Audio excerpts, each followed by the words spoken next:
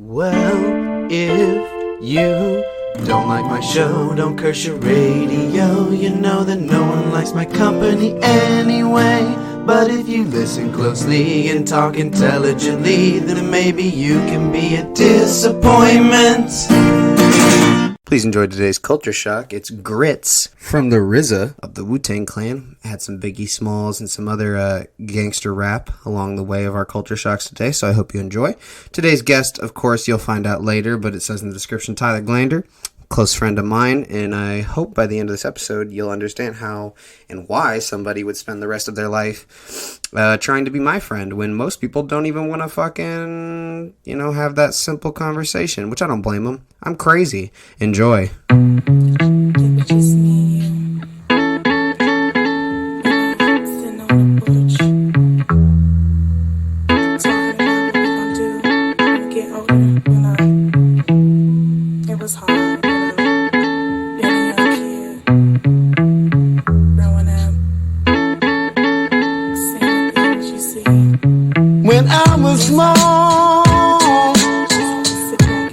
Nothing at all. We used to eat grits for dinner. It was pain, almost drive a man insane. What we could find for to survive another day. But I said now, yo, an old killer bee once hummed me a tune. Stay up at night, don't sleep on your moon. 4 C's in the bed, 8 C's in the room. Afternoon cartoon, we would fight for the spoon. Alert in the kitchen, yell it's time to eat. Across the floor you hear a dozen stampeding feet. 1 pound box of sugar and a stick of margarine. A hot pot of grits kept my family from starving.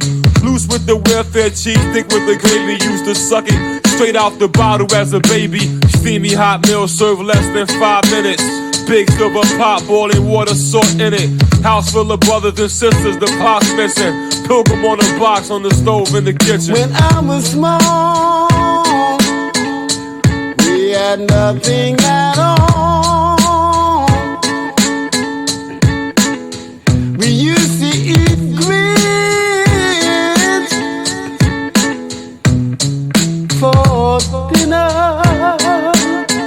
Yo, young shorties in my hood started hustling, packing bags at the neighborhood associate.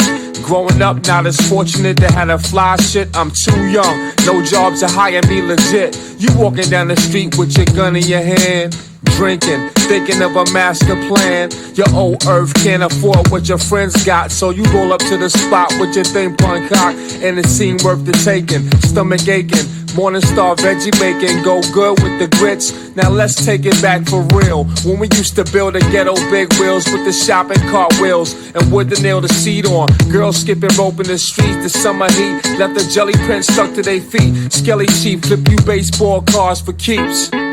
Mama said it's getting late and it's time to come eat. When I was small, we had nothing at all. We used to eat grits for dinner. It was pain, almost drive a man insane. What we could find for to survive another day. But I said now,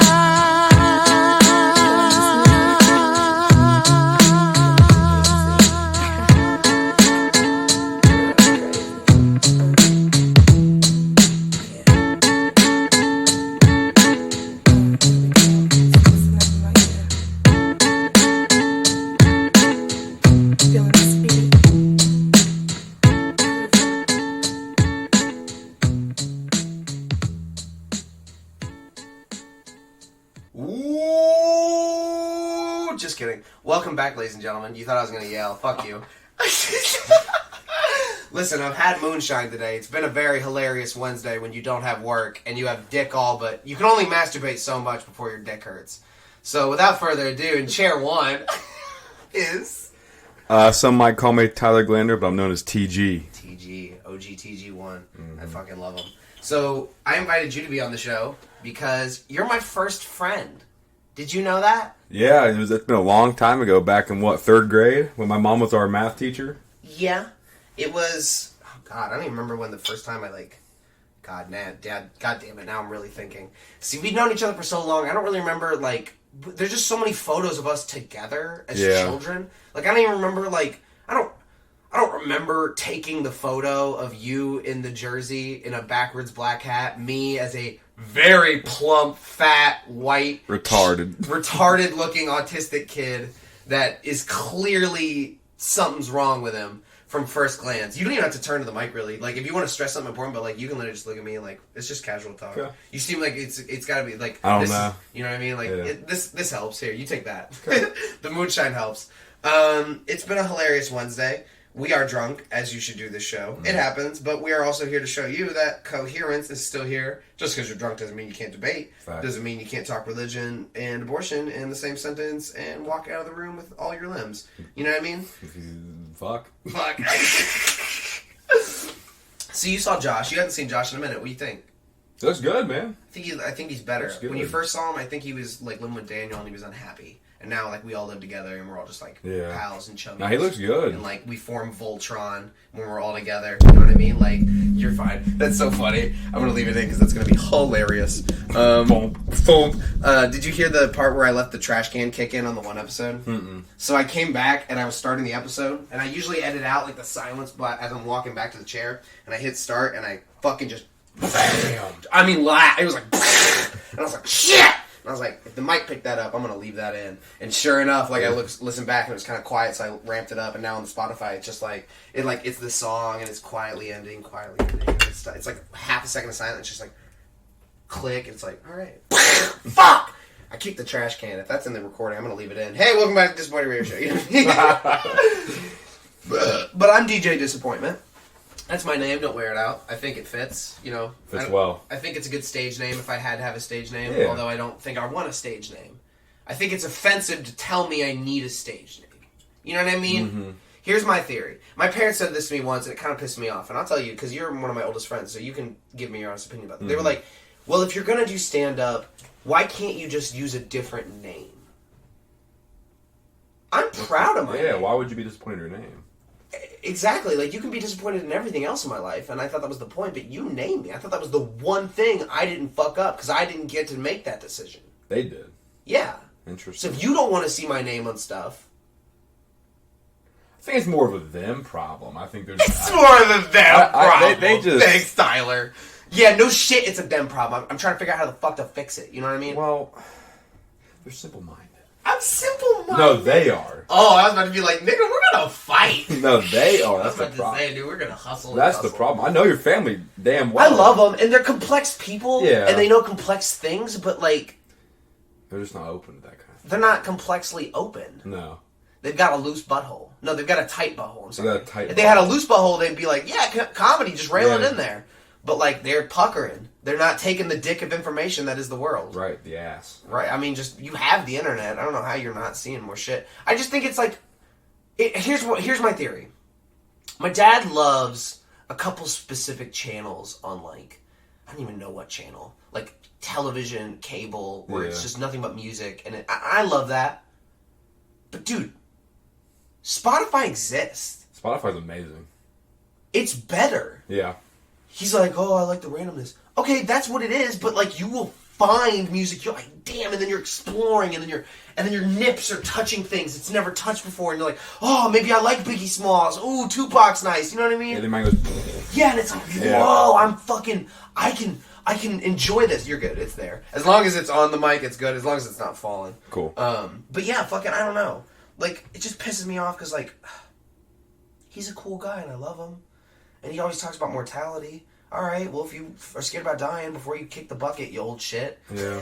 Let me show you some cool shit and stop being a dick. And let me show you some cool comedies. Yeah. Like if you watch the same movies or television shows or nothing, like Family, you never watch these new stand-ups. You never watch these great new things being put on, like Big Mouth or like Rick and Morty or like these new innovations in comedy. I don't give a shit what they're talking about. For me as a comedian alone, what they're doing comedically is pushing the industry 10 billion% past what we thought it would be last year. And that's crazy to me. Always Sunny is making jokes that no one thought any television show on network would ever be able to make. You would never think you would see Danny DeVito dressed as Frank Reynolds, bald, fucking like on the top, bald cap, like fucking doing Percocets, comes in, he's like, go Frankie, go! Doesn't, like, it's just him, if the camera's on him, he's like, go Frankie, go! Pulls out a bag of Coke, dumps it on the counter, starts just right into it. And then, like, Dennis and all them are just on the other end of the bar, and they're like, whoa, you're coming in hot. He's like, oh shit, are you guys been there the whole time? He goes, yeah. And he goes, oh, sorry, I'm just focused today, I guess. You know what I mean? Like, Jesus! Go Frankie, go! It's just funny, and I don't know what else to, like, label it as. Yeah. I don't know. I love it. And I love so many, like, Workaholics, they do a drug every episode. The first episode is a piss test. That's genius!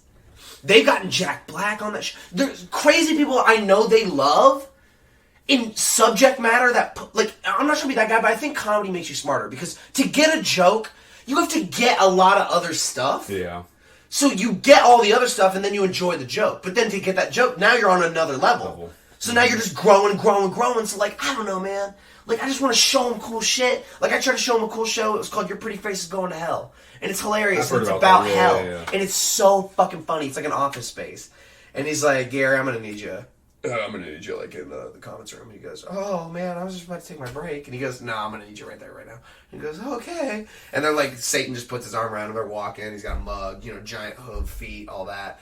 Fucking office tie, glasses, the whole fucking 9 yards.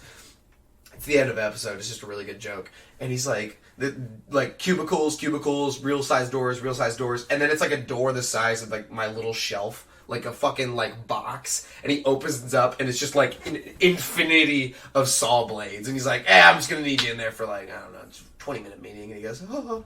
And he's like, come on, Gary, I don't have all day. And he's just, like, waiting there. Gary's, like, on his knees, just, like, putting his toe in, just like, oh. And he just, wham, just gets sucked in. And that's how he ends the episode. He just shuts the door. And it's the next episode. Because he's not dead. He's a demon in hell. He can't die. You know what I mean? He's just torture forever. And it's just fucking hilarious. That subject matter. You're pushing. I don't like religion. That show's awesome to me. You know what I mean? Mm-hmm. Push the envelope for subject matter that even if people don't like it, it's funny. Exactly. That's what matters. It's funny. Mm-hmm. You get it. See? Yeah, I understand that. But, yeah, Brian, I don't know. Brian and Missy. Mom liked Workaholics. She just doesn't watch it by herself. I try to get them to watch new stuff, but they just won't. I really want to watch anime.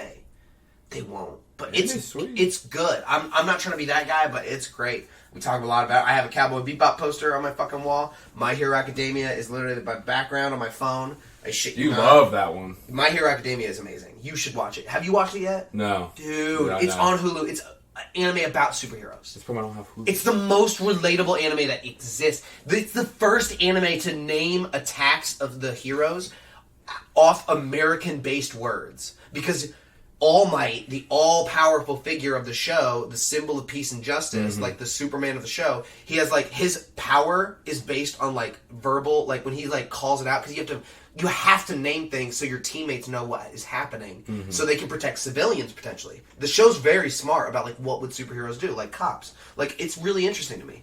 And, like, it's like Delaware Smash. Okay, that's that big. California Smash. Texas Smash. United States of Smash is his ultimate. Tyler! That's the most American thing I've ever heard! What do you mean? That comes red, white, and blue. Oh, shit. You know what I mean? I do. You shouldn't be coming red or blue.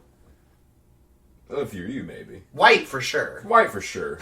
White for sure. Maybe clear. Some of you may be ejaculating at home and be like, well, mine's a dark yellow. Eat more vegetables You're or in drink trouble. less sodas. I don't know what to tell you. I don't remember what the rule is. Eat a fucking Someone at celery. home, they're like, Yeah, eat some you know my juice was yellow! Eat some fucking celery. Is that what it is? I don't know. That sounds like it would work. I feel like it'd help. We're Eat not fucking better. Yeah, we're not too far off. So, how's everything been at like Finley?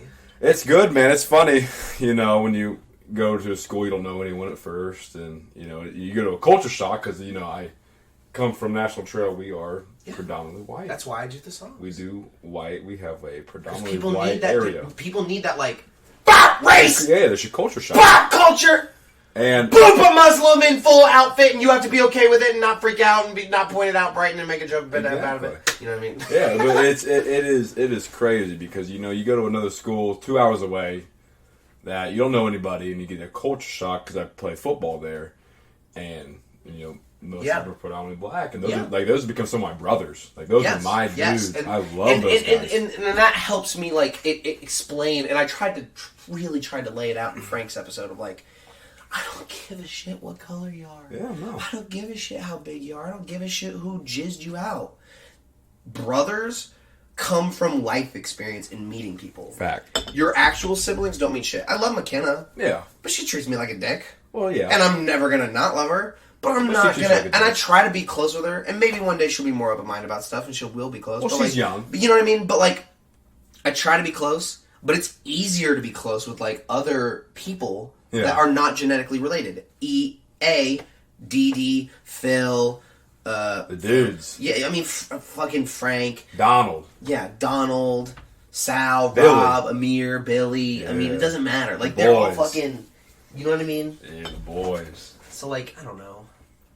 They're just who you relate to. And meeting these guys, oh my god, they're just like... It's the same energy, if not better. It's just like if anything happened to them, I would be fucking devastated. They're family now. Just like your family. Not a lot of friends are family, but like you were my first friend. I remember staying up late and just like when we first got iPhones and we were blown away. We're like, wow, this cool shit we could do. Texting each other. And I just come over and we just sleep in the same bed. We slept in the same bed a lot. Yeah, we did. I don't know if that's gay. I think it's just a very like openly like brotherhood. I've tried to explain it. Because they're like, oh yeah, you never slept in the same bed with your friend? He goes, what? Girls do that. And I'm like, not if you really love a friend. Yeah, no, yeah, and absolutely. you really like almost, not like almost with the same intensity you would with like a lover that you want to be your wife. But like into a degree that you're like, dude, I don't give a shit what happens in life. Like I want you to be okay. Yeah. And like that kind of shit. And me and Nolan have done that, and like these guys. And it's really hard to put that on the table. It's hard to explain. But as a super fat kid, me and you, both of us were fat kids, and we were like, let's just be friends forever, and maybe we won't be super fat one day. And I'm not as fat, and you're definitely not as fat. You're buff as fuck now. I cannot believe it. I was like, dude, you're gonna pull so many bitches one day. And I remember you were like, dude, I am fat. And I'm like, you work out though. And it's like, so? And it's like, it's a perpetual. I was literally about to be like, shut the fuck up and watch anime, and you will understand. But I wasn't gonna hit you that hard as a kid. So I'd just be like, you can do it. I'm a good friend. You know what I mean? I'll say all the things kids want to hear. Not the adult intensity that I have brewing inside of me that I'm going to let loose at like around 16 and really let people see. Hey, this guy's a real asshole and he's going to be loud about it always. That's why he has a microphone necklace, because he cannot shut the fuck up. Like they're like, oh, is this when the joke ends? And it's like, no, this is when I'm actually starting to get hard. You thought I was full chub. We're at half mass capacity. Some Todd Alexander shit. Yeah. I love him. I went back one time to the school when I was back home just to like see if anyone was in school, and I ran into him, and I was Poole. I really tried to talk. I got to talk to Mr. Poole a lot, which is cool. And he even was like, "Yeah, Teresa told me like you're stand up," and I was like, "That." I wasn't gonna say I was gonna cry, but that hit me really hard for some reason. Like, whoa, like you're not. I haven't told you that, and we haven't talked about that. So the fact that somebody else of free will thinks it's a topic matter somebody else would want to know. Yeah. Meant a lot for some reason. You know what I mean? Because I don't think anybody actually really gives a shit. Nah, that's not true. Because it's just a stupid show. But it does help the idea of me being a comedian. Yeah. If they listen to this, why not buy a ticket to me doing stand-up for 2 hours and you have fun? Get pissed wasted and fucking listen to Yeah, like I think I would be the best person to watch do a show. I can talk about anything to anybody. You know what I mean? You can't. I don't give a shit where I am. don't. You guys know that, and that's the difficulty of growing up with me. Everywhere so many times you would have to like hit me or pick me up or like throw me to be like, dude.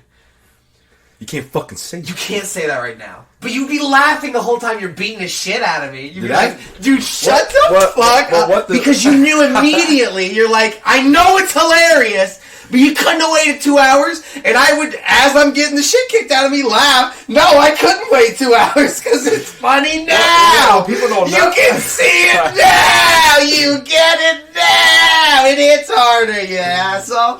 You know what I mean? What people don't get is you've been like that since literally 3rd grade. You have never changed. Yeah, but I've tried to really like let adult world see it since like 16. But you've seen it since like Fucking grade forever. 3. No, literally. This has been it. So when I really like took like the time to really meditate and like self-indulge the spirit and say like, what do I want to be?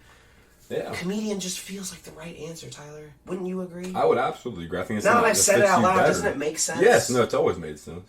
Thank you. Because I even said, I was like, I don't even know what I want to do when I get older, but I feel like I could just like, I feel like just people should watch me. It should be entertaining. Yeah. I tell you all the time, I was like, I feel like people just make a show of me, just watch me. All the people I just run into, like, go home and be like, oh, hi, Hunter Green. Oh, what? Today episode. Oh, hi, Billy Hamilton.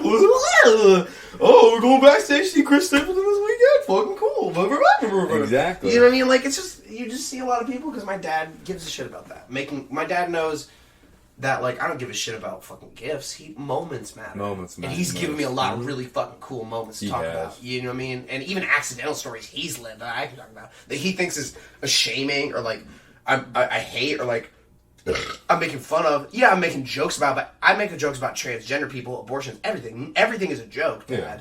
The reason I'm talking about it is because it's interesting. Yeah, no, it's a big fucking So now you look at it like that, and it's like, oh, but people don't want to sit down, shut the fuck up, and listen to an hour of talking and get to that point of like, oh. You know what I mean? Yeah, Some people just need that, their moment, yeah. Yeah, no, I don't.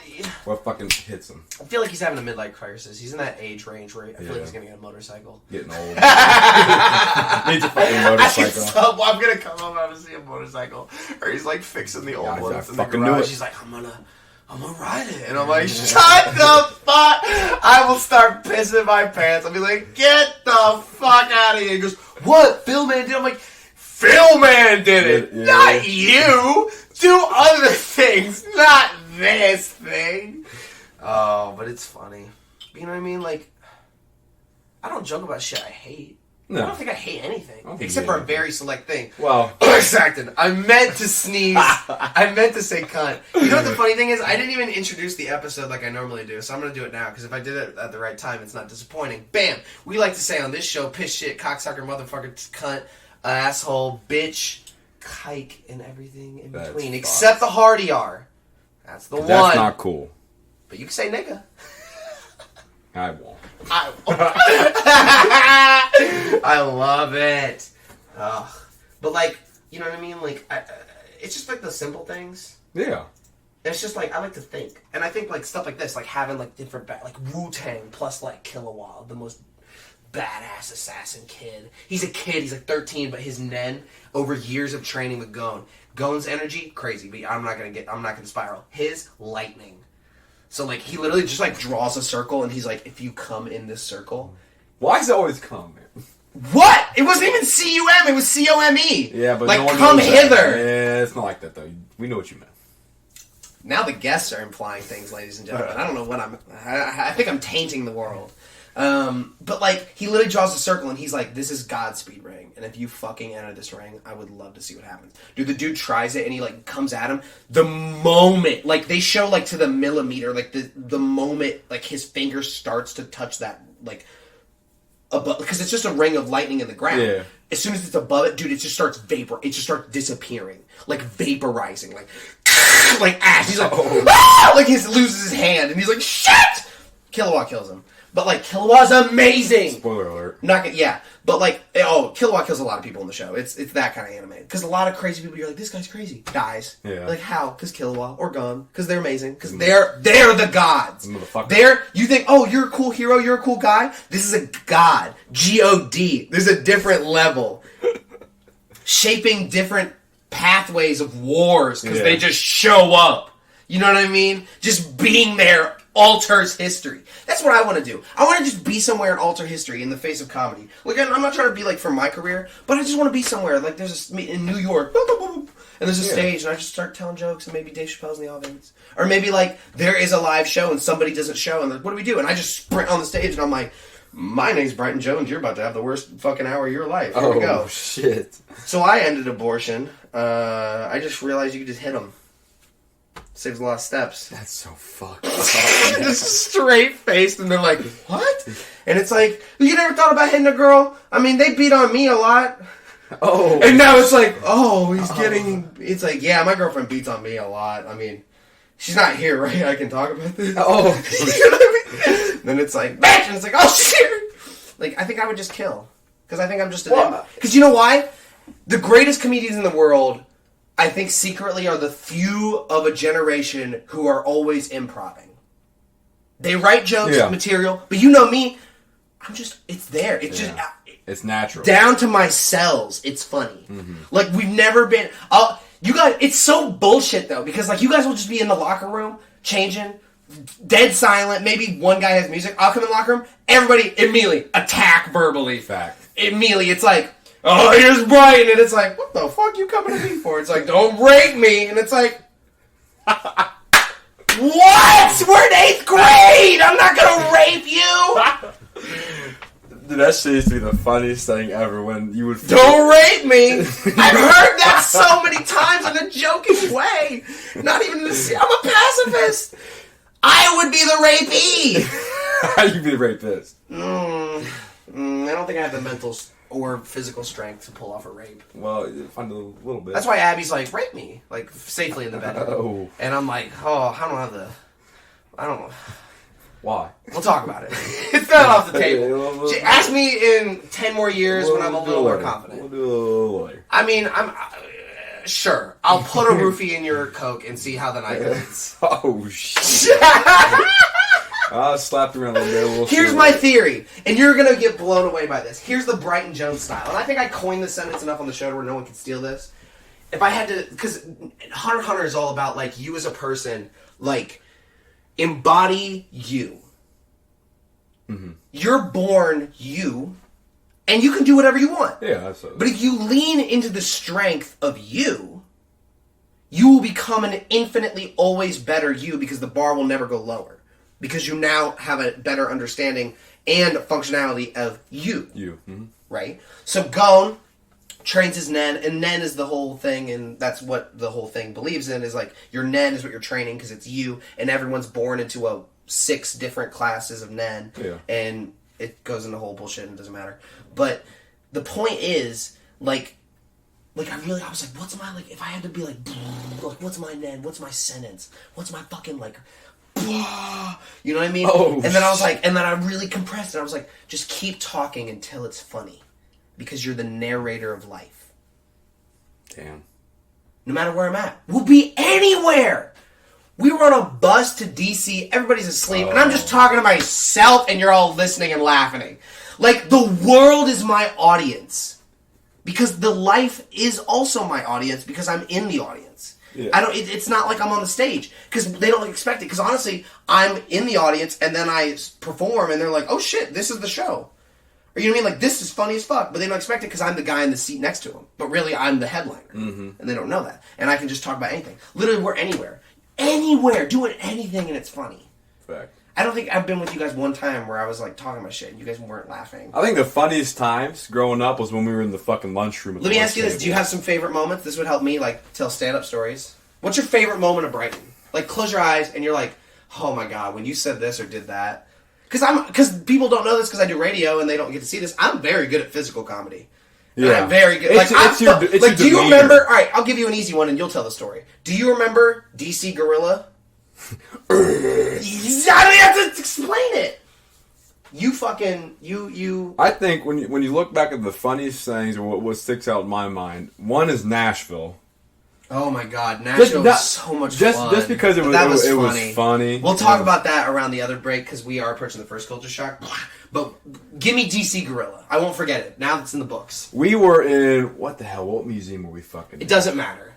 It doesn't matter what museum, folks. That's why it's funny. But it was one of the biggest, one of the most well-known museums, and we were in a fucking elevator. Shit ton of 8th graders. Shit ton of adults. And a few old people. There were hell, I think more adults than there were fucking... Yeah, but like that's the crowd. It's only 8th graders and old people, adults. There's not really an in-between of like, some teens and maybe like a dad. You know what I mean? Yeah. Like maybe there's a chaperone, but she's there. I think it's my mom. Yeah, like maybe your mom. Yeah, oh my god, your mom wasn't there. She wasn't there. And it's me, and it's the nerd herd. That's what we go by. Like, I'm just like, this is such a good setup. Yeah. Because life itself is the setup line, and you yourself are the punchline. Yeah. Mass full of elevator people. I've been quiet for a while. Haven't said anything. I'm brewing internally. You take it away. He's been brewing. We've been on this damn school trip, and we're in the elevator, and he goes, "Oh no!" And we're like, "What?" And I start like And moving my starts moving his shoulders body a little bit. weird. Yeah, and we know something's coming. Like, fuck. Like, well, we don't know what it's gonna be, but we know it's gonna be something funny. because they know it's actually nothing serious. They Yeah, know no. I'm a 100% bullshit. Yeah. Because they've seen enough of the bullshitting over the years. They're like, "Fuck, this is a joke. We're in a joke right now. Shit." Fuck! How do we get out of the joke? Where are the walls? Where's the door? I'm starting to laugh like, oh man, Because you know you can't get out of it. I can only imagine what it's gonna be. And he goes, oh, I'm getting flashbacks. I'm like, oh fuck, of what? National Geographic. Oh, the gorillas. And we know right when he says gorillas, like, oh fuck, here it comes. Because you know the gorilla's kind of a noise I've been workshopping over the years. He's been doing it for weeks. He's so making in this elevator. Like I'm hitting my chest. Yeah, like going full gorilla, and these adults As soon as the doors even start to crack open, take it away. He runs off on his fucking knuckles and his feet doing the Up the stairs, down the stairs, back up the stairs, running outside, going full gorilla, and we're all in tears. And these adults like, who the fuck is wrong with this Who kid? invited the autistic one? I thought we were not in the handicap Is this group. kid being straight jacket? Is he okay? And we're like, nah, he's good. He's just dumb as fuck. And then I looked at my hands and they were all bloody because I didn't realize how intense the joke had gotten. And they were going to another museum, and we're walking on the sidewalk. I'm just a kid with bloody knuckles, and they're like, "What the fuck happened in the museum?" Gorillas, man, they went crazy. I don't know what to tell you. And then he's going down to another museum. He's screaming along the sidewalk, "I am a gorilla!" And there's fucking noise to different people. And like, the fuck? What school are you from? Like, yeah, don't worry about it. We don't. See, that's the thing. Everybody's nice, but like, I just want to be myself. Yeah. You know what I mean? Like, those trips are cool, but they don't let kids be themselves. Oh, that's fact. You're a kid, but you're in like a leash collar. Dude, try to put it. I've never let I'll go to things. Try to put a collar on me. Trust me, Linda McGee. The fact that you get roasted by the chick, I didn't even say anything yet. And I was like, this bitch wants it. I looked at you, I was like, does she know what she's about to fuck with? Mike knew. Mike Harrison knew, and he's like, give it back. Give it back. I've never seen... You should tell this story, because we're losing the audio. All right, here's the setup. I was playing my DS. This is a DC again. Yeah, we're on the bus. This is 8th DC. grade. Yeah, same environment, kids still. Same time zone. You don't have to think that hard. I'm playing my DC on the fucking thing, because they're like, you can bring electronics, just not your phone. I'm like, cool shit, nigga. I'm gonna bring, like, my fucking Mario. DS. You bring your DS. I was like, I started Mario, and I beat almost all the way Mario. I was at the end, and that's when she took it, and that's what really got me. Yeah, her name is Linda That's McGee. really got my... She was the fucking... That's what really got my, at the time, 2 dick, just inch hard, just how dare you enforce the... Yeah, the bus chaperone had taken this fucking DS, and we knew it was over. No reason! We knew it was game over. She was just walking. She was like, yoink, no verbal, just boop. And I'm like, whoa, bitch. Like, I almost let one fly and I had to check myself. I was like, whoa, hey. And Mike saw it. Mike did see it. Mike is Didn't one of our friends' need dad. any verbal. I looked at him, he didn't. He's like, dude, basketball coach hustle. Same guy who flipped me over his knee that we talked about the one I I told that story. That's one of my favorite memories. I told that story where he flipped me. I was just sweating. Oh my god. I want to tell that later. I already told that one, but we're gonna tell it. I'll tell Mike's point But of view. Mike just sprints past this bitch and actually yanks it. And he goes, no. Give it back. I don't know what he needs. Shut the fuck up. He literally was like, he's been quiet. And I was like, Mike knows. Don't fuck But with she did take it, because though. all kids, they'll be like, don't fuck with Brighton.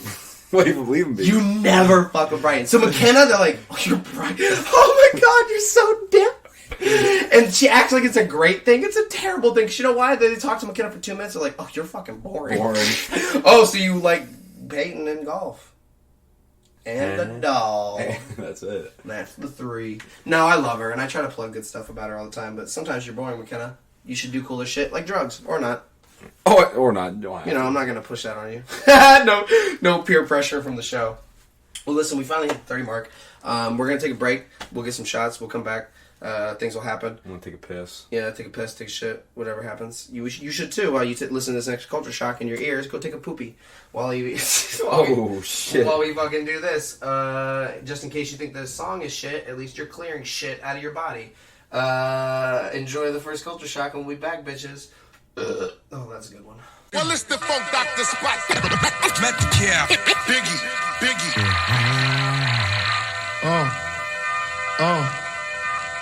Come on, big. Fuck that, I preach it, my nine reaches, the prestigious, cats that speak this, Willie shit, flooded pieces, my hand releases, snatches, smack your cabbage, half-ass rappers shouldn't have it, so I grab it, never run, the outcome is usually a beat down brutally, fuck who you be or where you're from, west or east coast, squeeze toast, leave most in the blood they laying in, what, the rings and things you sing about, bring them out, it's hard to yell when the barrel's in your mouth, it's more than I expected, I thought your jewels was rented, but they wasn't, so run it, cousin, I can chill, the heat doesn't, ran up in your shell about a dozen, you never see bank like Frank White, your hand clutching, your chest plate, contemplate, you about to die, nigga, wait, keep your hands high. I don't brown nose, out of town hoes, I'm up around 4 with the crowbar to the 5.0, I get bagged, I'm John Doe, suspect, you ass like prime roasting, Calvin Klein clothes, explode the pyros when Doc gets the pier, I'm out there, I'm boarded with George Jetson here, your time is near, so get your body dropped off. I stopped trusting niggas since Gotti got caught. It's bricks, keep your wrist covered. I'm piss colored by the waist, got a gun as dark as Chris, brother. I see you, my shiesty crew, like ice me too. I break your legs, leave your eyes slightly blue. The doc is born with a grenade palm. I'm concurrent in your hood like a teenage mom. Yo, Biggie, What? She having my baby. If I pull out the AK, keep your hands high. This rule is so underrated. Acting as if it can't happen. You're fronting. Ain't no other kings in this rap thing. Biggie, a motherfucking rap phenomenon. This rule is so underrated. Acting as if it can't happen. You're fronting. Ain't no other kings in this rap thing. Biggie, a motherfucking rap phenomenon. I got a new mouth to feed. I'm due south with keys. Y'all pick seeds out your weed. I watch cowards bleed. Motherfucker, please. It's my block with my rocks. Fuck that hip hop, them 1-2s. And you don't stop. Me and my nigga Lance took Kim and C's advance. Bought 10 bricks, 4 pounds of weed plants from Branson. Now we lamping. 12-room mansion. Bitches get naked off get money. Players anthem. Don't forget one more chance in my other hits, other shit. Niggas spit be counterfeit. Robbery come naturally, in and out like fucking rapidly. Pass the gat to me, make his chest rest where his back should be. Talking blasphemy, blasphemy your family. Rest the coffins often. Frank Wizard, far from soft or fragile. Play hard like Reggie Miller. Rapper slash dope dealer slash gorilla slash illest turn iller. Don't approach me with that raw shit, you out of pocket. I take these adolescents back to spot it. Mentally, my energy is like a figure 8 on its side, that's infinity. Too many sick niggas, nickel nines, bring the remedy. When you play the field, what's the penalty? Unnecessary roughness, career ending injuries for suckers. Stuck on stupid, shoot them with a dart like Cupid. Until they got love for my music. Star Wars, I'm Han Solo with 3 egos and 3 charges. I got to see 3 POs. This is Whoop Your Ass Day, the sequel. Eyeball blower with no equal. Niggas swinging swords in the rear, that's my people. Showing up before I roll up, this is a hold up. Hands high, reach for the sky. I rap SI, the unpretty. Word the left eye, New York City, put they weight on. And who better for the job than Biggie? The notorious Jesus. Unbelievable rhyme that reaches and touch individual. Small frame, buck and chain. MC, what's the name? Tuck your chain. All about the fortune. Fuck the fame. Label still extorting. Kick me when I'm down, but I'm up again. Scorching, hot. Forcing my way up in the door. To kill a bullshit like a matador. Keep your hands high. What?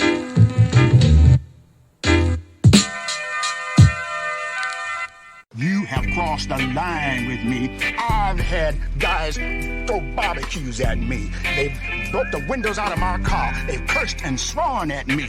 But the bottom line is, I ain't shook. Cause if the right hook comes out, crazy motherfuckers like you get knocked out. Don't be looking me in the eyes, boy. I ain't got no candy for you. No candy. Except for the right hook. Let's get back to the show before one of you at home catch one of these crazy right hooks, you crazy motherfucker. Under the blue Kentucky sky. That's how I introduced the episode. We're back, ladies and gentlemen. Yeah, you weren't even ready. You were mid-stretch. That's fact. Yeah, 100% facts. So we're back. I hope you enjoyed the first Culture Shock. Joining us again is Tyler Glander, baby. Oh, sexy man. And he used to be a fat kid. Big time fat kid. I used to be a real fat kid. Like 280 pounds in 6th grade. Not as fat as Tyler kid. But I had pretty big tits. I was a big boy. Yeah. And now you play football Finley. Yep. You are a muscle-bound behemoth of man muscle and athletic figure. It's taken a long time to get to this point. It took a lot of work. Yeah. So when you hear someone shit on an athlete now, Michael Jordan, D for going to the thing and not staying at the Yankees, whatever, it wasn't his decision, no matter who, do you now understand, like, hey man, he's been working really hard and he doesn't know a lot of stuff. The major athletes, because a lot of them don't go to college. You did, but a lot of them don't. You know what I mean? Like, why are you being so mean? Why are you saying, oh, this dumb kid? He's just a confused kid. Yeah. And he's scared. Yeah. How about you look at it different? Being in college. Son of a bitch. Yeah, being in college and being a college athlete, I definitely understand the real work it takes and, like, being able to relate to, like, I'm nowhere near a pro athlete. I'll never be a pro athlete, but I can understand, like... You're physically strong. I would give but I can I would understand. give you potential to, like, definitely, like, fuck shit up. Yeah, but I can understand what they go through, and it's like, damn. Like, high school is nothing, and then you get to the college level, and it just opens your mind, like, dude, this is, like, some serious work. A lot of walks of life. A lot of walks of life entering at the same time. And it's so bullshit when I see, like, fat-ass dads, like, I could have done that. No. No, you couldn't have. You didn't have to. People like to say they could. You know why you didn't? You're not there now. Yeah, true. You really wanted it, you would have put the willpower and effort in to make it happen. Doesn't matter how hard it hurts, more. That's what my hero stresses on. That's why you need to watch it. Because Midoriya is like, it doesn't matter how much it hurts, keep pushing. And like, literally at one point, he literally just like collapses, and All Might's like, you're tired already? And literally he's like, All Might sees him like trying to like dig his fingernails through the dirt, trying to go still. Yeah. And he's like, he thought he was sleeping. He's like, I will work harder. And he's still trying to go. And he's like, you're just overworked. And he read it wrong. And like, that's, you need to watch My Hero. I do. You've been telling me for a while, too. It's literally, if you ever need a show about workout energy, this is the background. I could tell you every single character on that background. And all of them are fucking awesome. It's a lot of faces. It's like 20-some faces. No show should have that many characters, and you'd be like, fuck yeah. You wouldn't say fuck yeah, but you're like, fuck yeah. Fuck yeah, that's awesome. You know what I mean? And like, just the whole concept of the show. Like, I nerd out a lot about it, but like, it don't matter. We're talking about gorillas. We were. On the other side of the break, but you also brought up another story that you wanted to talk about. Do you remember what it was? Was it Nashville? Yes. Let's talk about Nashville. Nashville's a funny story so because... you've experienced some 8th grade flavors. Now, let's skip a little time. This was Me like and Tyler, sophomore year. Still just as close as ever. Now we're in Nashville together with my father and his good buddy, Hoover. Tall, bald, hell of a guy, ordained minister. Big time drinker. Yep. So you tell me how you thought that trip went. That trip was wild. And it's funny because when you think of Nashville, you think you're going at 21 years old. Hell, we went at fucking 16 years old. Now, if you recall, we didn't go straight to Nashville City first. No, we stopped at the antique place. Which was owned by American Pickers. And they had some shit from the show. And to me, that was fucking awesome. I wore that hat all the time. I don't know where it is. But I don't know Jason Isbell hat now. But like that place was sweet. Was fucking awesome. So first of all, we got to go somewhere that like a show sometimes migrates. And to me, that's just like greatness seeing greatness. You know what I mean? Because to me, you're going to do something crazy, but to me, I feel like I'm going to be, eventually someone's going to be like, oh wow, you had Brighton Jones at your lawn care place? That's hilarious. You should have been nicer because now he's a fucking stand-up. Yeah. You know what I mean? Absolutely. But So we went there, then we go to the city. Mm-hmm. The city was hilarious. That whole trip was funny. Every moment was funny. There was not one moment that I was like, oh. Yeah. Even when shit was scary and it should have been scary, we was laughing our asses off. We had no alcohol. Yeah, we were And 16. Stone cold sober. 16 laughing years old. our asses off everywhere about everything. The homeless guy that tried to sell us roses. Yup. The fucking murder that took place outside of our hotel. You should bring context into that. So we were walking back. we would stay out. We would stay. How long were we there? Like, it was the Nashville Strip. It's Yeah. literally Broadway. It's literally the Strip. And our hotel's a nice hotel, and it was only like one block off, right? Which is scary to think. And there's a shit ton of homeless. And every time we're going out, it's like dark. That's when Hoover and Dad are getting piss-ass drunk from bar to bar. and we're just fucking walking around. And we're just streets. walking the streets because you can hear the good music from every bar, which is a very nice thing to hear, just from other musics. And you're just seeing a lot of walks of life, and you're seeing a lot of people, and it's just interesting, and it's just cool. So we just kept walking the same streets over and over and over, just in a loop. And Knox probably does that, but panhandling for money in a guitar case. But hey, we still love him. We still love him. Yeah, and he's got to do his episode at some time. But we're talking to females. We're striking out left and right, pulling no pussy. We came in big dick style, like we were gonna have to figure out how to get condoms at some point. Definitely, Maybe never, you. definitely never needed condoms. We had that energy. We were like, we're just talking to some females, walking around, you know. They kept talking to you more, asking you to take pictures of them every time. Yeah, that true. offended me a little bit. That Yeah, I took a lot of like, as if pictures the of a lot short of guy people. couldn't just hold his arms up. Like that's impossible. They thought for you me. had disability. Yeah, honestly, you know what? Oh my god, it's a cripple thing. Is this a black thing? It's black. It's a black thing. So we did that. We booty hate. You know, we booty hated. We hated on booties because we were chasing and they weren't giving it up. Yep. But it's cool because you have the right to deny. We're not gonna be those guys, you know. We are tired at some point. We're like, let's just go back. Maybe we can score some weed from the dude who fucking plays guitar in our thing, like a hilarious pitch that it was going to happen. Because I was like, oh, no, let's just keep getting into shenanigans. I just kept pitching it like it was a sitcom show. And we're trying to go back to the hotel. We're 16 now, mind you. I don't even think either of us had really smoked pot at the time. And it was just a funny pitch. So we have motive at least, so we're walking. And fucking, sure enough, we're like, what's this red stuff on the street? There's fucking, somebody got shot there. Somebody and got I think shot died. on the side of the road. Right in front of our hotel. Like, Yep. feet from the door. Bunch And we're of- just walking around the police cars and things, just laughing our ass off, talking about dogs and bullshit, Yep. and not giving a fuck, and like evading the homeless who are picking flowers out of the bushes around them and being like, man, I'm trying to go to army school. And Yeah. I was like, dude, don't pitch an army school. I know you're bullshitting from the pitch. You know what I mean? If you had the right energy, maybe. Maybe. I'll just give you $1, buddy. And he's like, cool. That I was shit like, was cool. funny. It was just funny as fuck. Gee, you know what? Oh my god. You still have the card? It's so funny you bring it up. I do have the card still. It's somewhere in my wallet. Yep. I still have the playing card. McLovin and Larry. Autographed. We were walking on the strip, and there were street performers in Nashville. And they... Yep, like every big city. Yeah. And they had a magician. And I was like, fuck yeah, magic! And we had money, and we had nothing to spend it on. He's like, you want to tip the magician? I was like, fuck yeah, I want to tip the magician. He did a trick, we walked by, it was cool as fuck. So, Tyler broke his 20. I had no money, this is Tyler just funding my dreams at this point. And I'm like, cool, fuck yeah. So I give him some money, and he's like, oh, damn, you really gonna give me a tip? I was like, yeah, you're fucking awesome. And he's like, bring your buddy over. So you come over, and he's like, I'm gonna do you guys a trick for you guys. And I was like, yeah! He's put your hands together. He was good, too. And I was like, I'm not like that. You know, approaching it at a young, wrong Yeah. energy about the gay world. And he goes, nah, man, you're just friends. And I was like, cool, friends can hold hands. And that's when I learned that. And he put a card in between our hand, and he wrote on it. And he somehow switched. It was just the craziest shit I've ever seen in my goddamn life. It was crazy. I literally, at the time, I was like, I think we just witnessed witchcraft, and I think we're in New Orleans, and I don't know if we should run because our heads are going to be shrunk in a minute. Like that blew our little dicks off, and even to this day, I'm like, I don't know how he did that trick. So I keep the card. Yeah. He literally wrote our names on the playing card. It's a 2 of hearts. I have it in my fucking wallet at all times, and he signed the back of it. Can't read it for piss shit. Yeah, I Love to that's give him autograph. credit. It says it's literally just a fucking scribble. He just Drunk dude. scribbled He's on like, it. I'm just good at magic. You know what I mean? I'm just not gonna fucking give him my tricks. Yeah.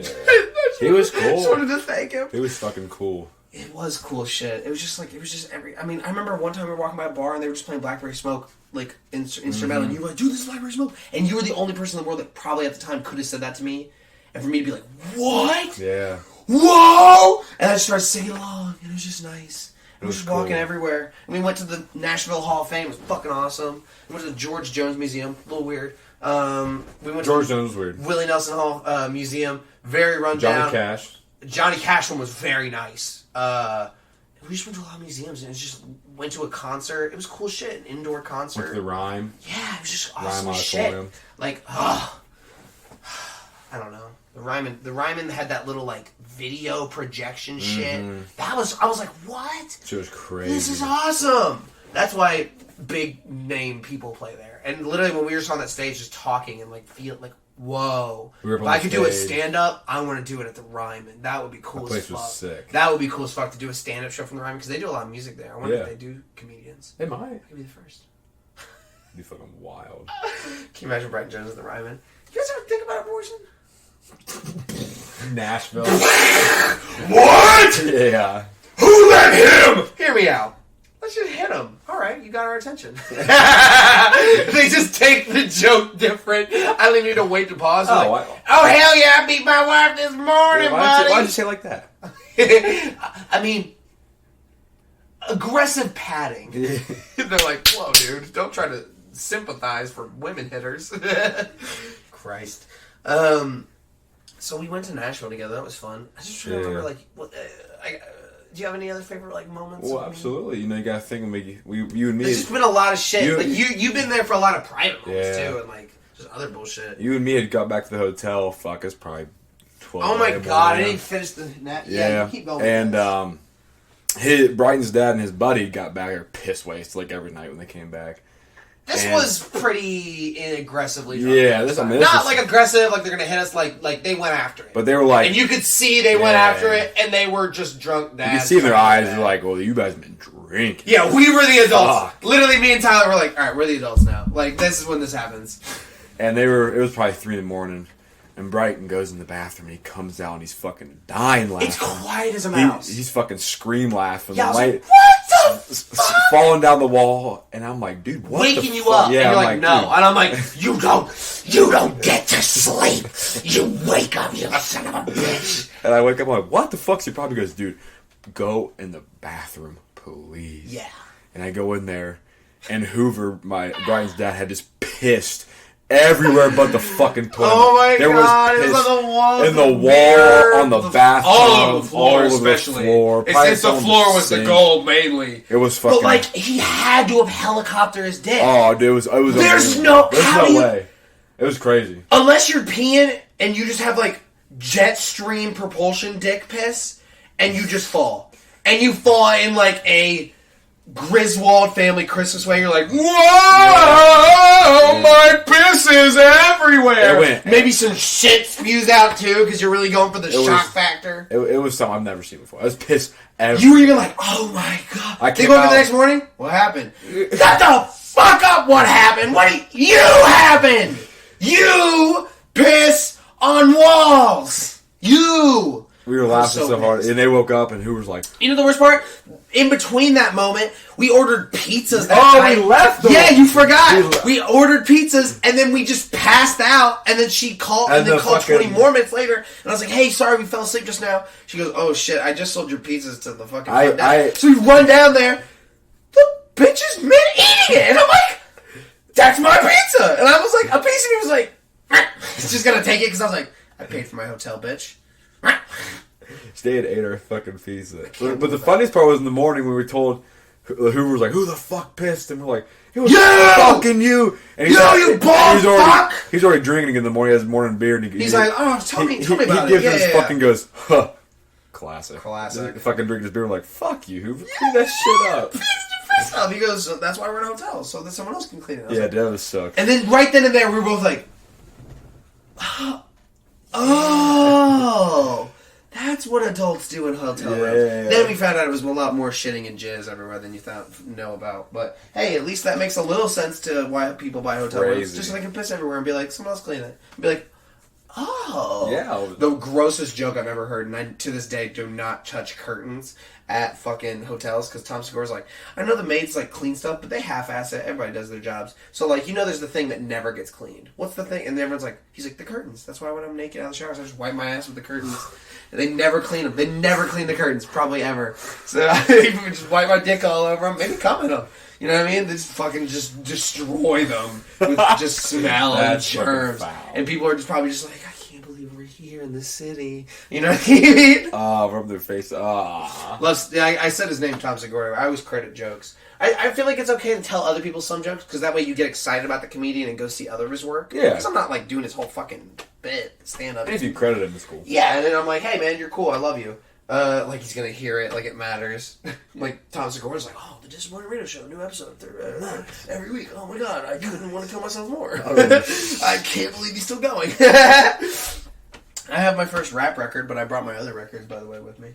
You helped explore some music with me, but, like, I'm just trying to think. I mean, just remember, most of my childhood was in your home. Yeah. I was always just with your mom and, like, in your home, just because, like, I was just walking around on the radio, be like, I'm here. Yeah, you just come in. And you'd be like, hi, Brian. You basically grew up with it. We basically grew up with each other. Yeah, and I was just like, do you want to go to my house? And he goes, how are you here, first of all? And I was like, that don't matter.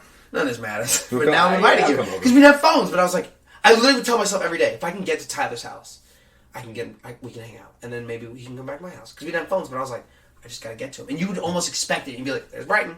Yeah. There's just a way I would walk in the door. You'd be like, I could hear that's Brighton coming in. Because he's either just not talking or laughing. This is the time. It should be here soon. Jew o'clock is approaching. Oh, shit. I don't know. What do you think about my long hair? Because you've known me my whole life, and I've never had long hair. It's great, because you actually pulled off well. A lot of people hate it. Meaning my parents. I think... But, like, I think a lot of people that don't know me see it, and they're like, oh. No, you fit it well. I think the curl... Well. It's very... My mom's like, how could you want your hair's curly? I'm like, Mom, I like my curls. Yeah. I'm like, I'm not afraid to look like me. Yeah, no, I think you pulled off well, because when you think of, like, high school Brighton... Yeah, just fucking short hair 24/7. But then again, that's mother and father being like, our house, dude. Bzz. Yeah. You want car insurance? Bzz. Well, that's a weird fucking... Hey, you want health benefits? Well, hold on, stop. Bzz. Please, I just want to... You want to be able to come in a safe space? Bzz. Okay! I've got it! But no, I think you pulled off well. I think it looks good. I'm glad. I was skeptical, but, you know, I haven't seen it. Now you've seen it in person, and it's like... I mean, like, let's... Yeah, no, it's long. I mean, it's like a little environment of its own. It's just crazy. Like, I want to be the guy on stand. It just keeps getting longer. Every stand-up, it's just my hair's just way longer. And they're years apart. And it's just like... Some of my jokes are just like... You ever just, like... Want to hide in your hair? Oh, shit. It's just a fucking... But no, it looks good. You ever just want to curl your hair? They're like, what was that last I don't think it looks bad. I think it's just a fun... Because you know why? Everything in my life's funny. Except my hair, my whole life. I've never allowed my hair to be funny. And it's always been my parents' decision what my hair looks like. And now that I finally live on my own, like, you know. Yeah, it's an interesting perspective. Because I've never had, like, I like playing with my hair. I think it's funny. I think it'd be funny if I was on SNL and they were like, let's put it in pigtails. Like, fuck yeah. Like, I'll be that guy, like, do anything with my hair. You know. I'm here. Oh, I can't believe it. I'm just coming all the time. It's like, guys, we love Brighton. Great pitches all the time. He's gotta stop jizzing. He's like, I can't. It's just great to be here. Oh. Well, because that's like the ultimate ecstasy. I'm like, ugh. Oh, shit. As the human body, can you name me a better experience besides, like, I guess taking a psychedelic, having it break your ego death, and just being like, you should be a chef, and it's like, I don't want to do sports anymore. Oh. Like crazy, groundbreaking stuff. You know what I mean? Can't relate. None. I mean, when you come, it's like a lightning bolt. Yeah. All the way to the tip of your dick, and then it's like, correct thunder, Corto! I mean, I just remember doing like all the sounds in the locker rooms as kids, and like all the little jokes. The lunch table used to be the funniest. You guys would look forward to every day, and if I wasn't there, literally, you guys would eventually be like, lunch sucked yesterday. It's like, why? It's like, you weren't here. And it's like, oh, I wasn't expecting that shit. It's like, no, we're not saying to be nice. Be funny now, because we don't want... If anything, you were like, it's a warning, don't suck while you're here, because then we'll find a new monkey. And it's like, all right, Miss Tisdale sucks. You ever seen a fatter ass walk down the hallway? I swear, one eye's looking this way, one eye's looking that way. I changed her name, but we literally had a teacher with bug eyes, and they went both ways, and she was like, I can see two people at once. And I was like, that's scary. I remember, I was like, that's scary. You know what that reminds me of? What? Is your Pete Rose shirt. Oh my god, tell that story. So, what year was that? We were eating in the high school, but I don't know if we belonged. We were in middle school. Yeah, we were in middle school. I think we were 8th. Yeah, we were in middle school because that's grade. why I could fit in that shirt. 7th or 8th grade, and he was a huge Pete Rose fan. Love him. I don't love baseball, but I love Pete Rose. Yeah, love Pete the Rose. attitude. Love the idea that you can bet on your team and be like, dude, I'm not betting against my team. Yeah. I'm that nigga. You know what I mean? Like. And he had a Pete Rose shirt that said "Run Pete Run." It was brand new. He just wore it the first So next day at school. Brand new. Pete Rose shirt. Look at this. Yeah, he was geeking hard about it. No one gave a shit. No, and everyone was like, "It's a nice shirt," but yeah. You know what I mean? They're like, next. Sure. Yeah, sure. Yeah, sure. And one of our buddies, Logan, was it Logan? Yes, it was Logan. Logan Pettit. Call him out. He's been on the show in reference a few times. Fuck him. Good dude. No, fuck him for this story. Great guy. Fuck him for this story. One of our dudes. And he was fucking with Bright for some reason. He was messing with me, and then this is where I need to intervene because this is where my perspective matters. Yeah. He had a little metal, like, I don't even know what it was. Was it a paperclip? It was honestly, you know what it was? You know how, like, those notebooks have the metal spiral? Yeah. And sometimes they kind of unravel? The point. I think it was kind of pointed and just pointing through his bag because it happens like that. So it was like just an inch of just metal a string. Nothing you'd think would ruin your day. Mm-hmm. Take it away, Tyler. But it did. And they were fucking hitting each other. Logan was fucking... We're just goofing around. Goofing around, going to lunch. And then he hooked it. And he hooked his bag on right dead center of my chest. And ripped a hole in it. And it's stuck. And I'm like, dude, stop. He goes, no, I got it. I'm like, dude, stop. It's on my shirt. He goes, no, I got it. Just aggressive pulls it. Now I'm mad because I'm telling him, wait, I can fix this. It's a hole. Not a huge where I'm like Tarzan. It's more like a quarter. But like, it's a new t-shirt. Brand new. Quarter-sized hole in the center. Fuck you, nigga. And he was pissed. I am pissed now. He's pissed. When we go get our lunch, he sets his stuff down. I'm cuffing and guffing. Yeah, and you're pissed. I'm not being loud, but I'm being like loud in our group. But then again, I'm not gonna lie. Every fucking table looks at our table. People are upset. Every table looked at our table. Yeah. And I'm not trying to be like we're the cool guys. We were just the most interesting. We were the funny. I was just always talking about something somebody wanted to hear. That's why I should do the show. Yeah, no. Suck my own dick harder, why don't I? But Brian was getting mad, and we had a teacher there who like supervised lunch. Yeah, a fag, if you will. And he goes up and goes, I'm gonna fucking tell him he ripped my fucking shirt. He should get in trouble for this. Yeah, and eventually I was like, he was pissed. This is me, by the way, not him. I was just like, you know what? I'm not trying to be that dude, but like, I'm pissed. I'm gonna tell this motherfucker like, what's up? And I'm like, hey, because he saw I was being loud and gave me the faces, and I was like, I'm gonna snub this before he comes over and it's like, shut the fuck up, because I don't want to deal with it. Yeah. I'm like, hey man, just letting you know, Logan ripped my shirt. I'm pissed. I'm not trying to tattle. Just letting you know. Look what he did to my shirt. Look at this shit. Yeah. I even you guys saw it. I was like, look at this shit. The tongue was fully out to start the. I was like, look at this shit. Like, I had found a turd that I thought the retarded kid had shat under the table, and I was like, look at this shit. Look what Brooks did. You know what I mean? So, I don't know why, but he just took it wrong. Kaufman. Kaufman. And he was like, Bright. 50-year-old dude with braces. Yeah. You know what I mean? What the fuck? Go sit by yourself. He and he was like, why like, am I being punished? No, at first he said, go sit by yourself. I was like, what? He said, go sit by yourself. I was like, I can still sit with Logan. It's not that. He goes, go sit by yourself. And I'm like, whoa. I started this conversation. You don't have the right. He goes, I'm telling you to go. I was like, you're kidding. I was flabbergasted. And Brian comes over, doesn't say a word to us. Like, how'd it go? Like, what's happening? How'd it go? And he goes, grabs his tray, and walks away, and we're like, oh, he's pissed. And he goes to the table where no one's sitting because where you're in trouble, drops his lunch, and looks at us, throws his hands in the air like, what the fuck? I was like, why am I in trouble? We're so confused. We're like, what are you doing? Like, why is... Yeah, as if I was there free of will. I'm trying to communicate via prison speak like, what the fuck? Pissed. And I had laughed about that the rest of the day. I thought that was the funniest shit ever. Just me with my arms up. What the fuck? I mean, I don't know. I love that you remember all these moments because they do feel like they impacted somebody other than me. Because I think about those moments all the time. I'm like, I can't be. Well, do you remember this, Mom? I'm gonna tell the story. See if you remember this. Okay. In the 7th grade, the last day of school. Keep going. Yep, we were in Mrs. Touchdog's class watching the movies last day. We ain't doing shit anyway. Oh my god, I do remember this. And we go to the bathroom, and this is a time where everyone was wearing fighting necklaces. And we were. Oh, I kind of remember this story. Yeah, and we were walking to the bathroom as a group. The Nerd Herd. The Nerd Herd. Me, Wes, Peyton, and Lane. And Bort. Yep. The whole comedian. The group. That was the squad. That was the current Voltron. Now you guys are experiencing 2.0 with Josh and Zach and all them. But Tyler's an old Voltron member. Yep. He's kind of like the White Ranger, so he can kind of just attach at any point. You know what I mean?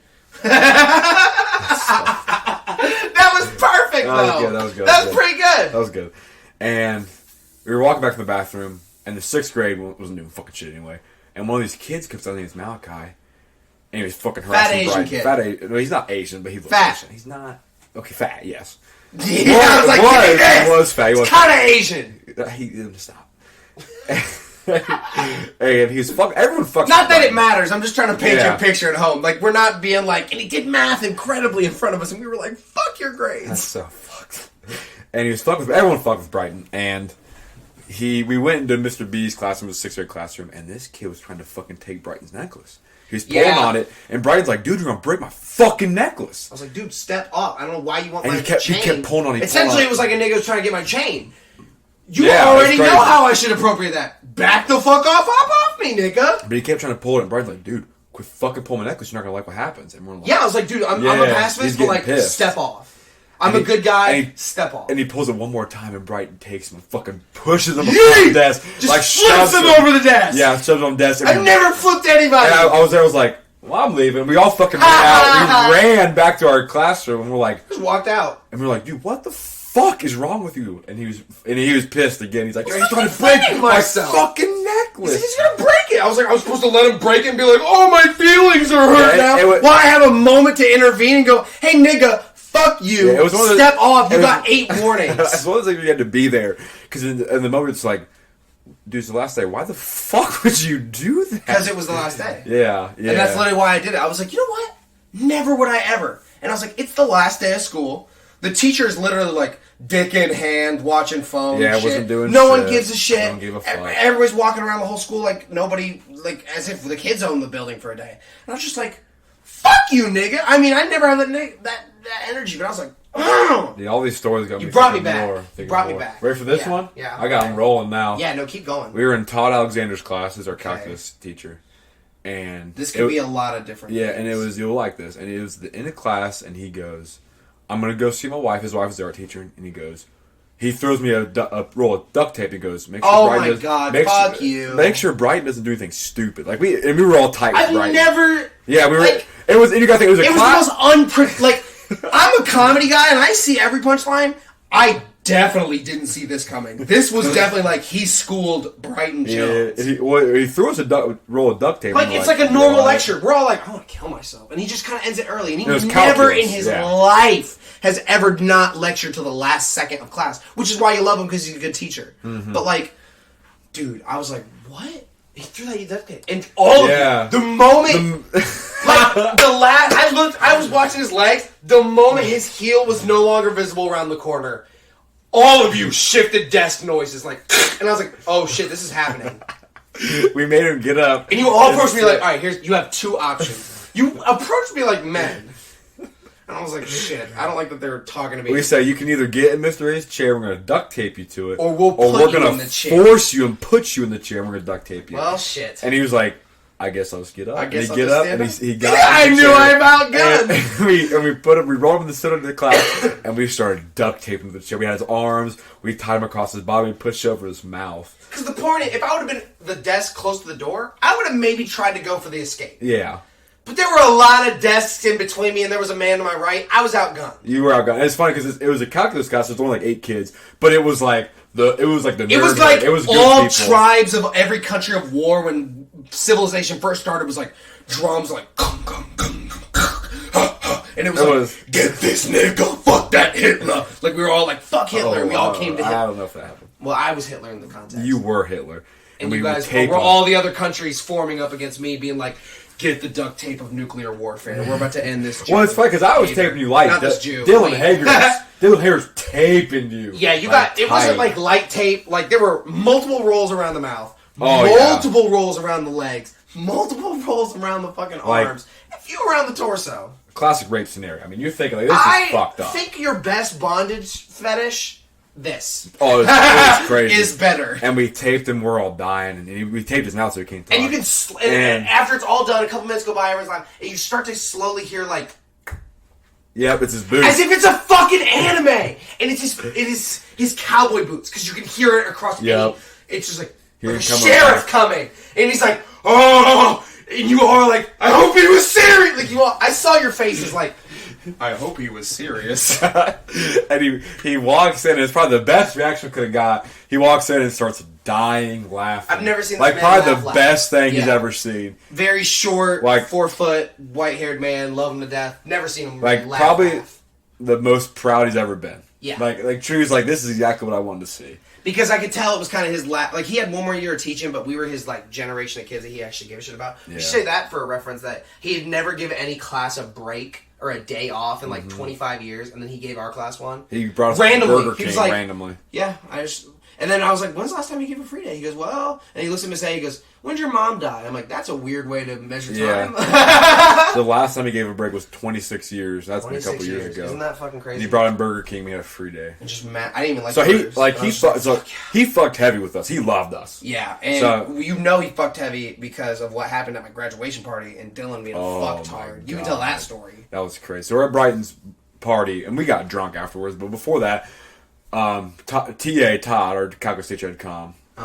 And because I invited some of the teachers I really fucked with. My tech teacher, Mr. A. And we fucked with TA. TA was cool. That was like probably my favorite he teacher. really fucked with me. Yeah. I wrote him a letter on my end test. Did I tell you that? Yeah. I wrote on my final exam, I was like, I got it. I'm going to pass. On the last page is blank. I just wrote him a letter. And I was like, Mr. A, you are an upstanding gentleman. Yeah.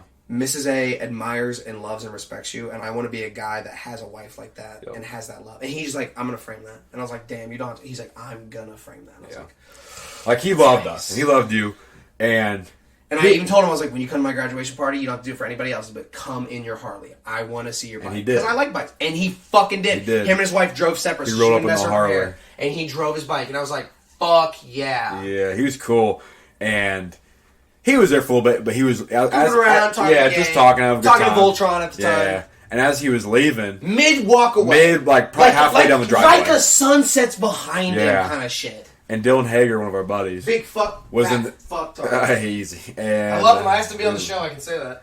And Dylan looks at Brian, and goes, "Watch this," and he turns and I was like, no one was. Yeah, I was like, I kind of maybe knew it. I was like, don't. And he's like, and he. It was straight! Brighton was cheating the whole year in calculus. But and at that point, our mouths had dropped that he did it. And then Todd turns around and goes, "I'm not an idiot." And no, then he didn't say that. Yeah. Without even a hesitation. I remember this clear as day.